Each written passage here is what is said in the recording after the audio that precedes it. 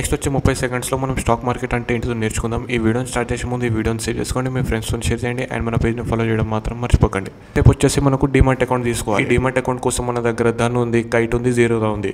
ఈ demat account open చేయాలంటే మనకు డాక్యుమెంట్స్ కావాలి. ఏమేమి డాక్యుమెంట్స్ కావాలి? ఫస్ట్ వచ్చేసి పాన్ కార్డ్ కావాలి, ఆధార్ కార్డ్ కావాలి అండ్ బ్యాంక్ అకౌంట్.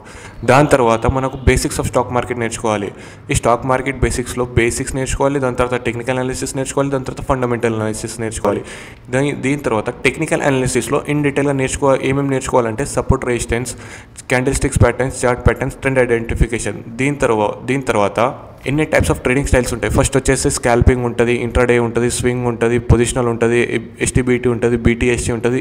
దీంట్లో మీకు ఏ స్టైల్ నచ్చితే ఆ స్టైల్లో ట్రేడింగ్ నేర్చుకోండి. వస్తుంది ట్రేడింగ్ సెకండ్ పార్ట్. ఫస్ట్ వచ్చేసి మనకు రిస్క్ మేనేజ్మెంట్ అంటే ఏంటో నేర్చుకోవాలి, రిస్క్ రివార్డ్ రేషియో అంటే ఏంటో నేర్చుకోవాలి, మనీ మేనేజ్మెంట్ అంటే ఏంటో నేర్చుకోవాలి, డిసిప్లిన్ అంటే ఏంటో నేర్చుకోవాలి, ట్రేడింగ్ రూల్స్ అంటే ఏంటో నేర్చుకోవాలి, దాని తర్వాత ట్రేడింగ్ సైకాలజీ అంటే ఏంటో నేర్చుకోవాలి.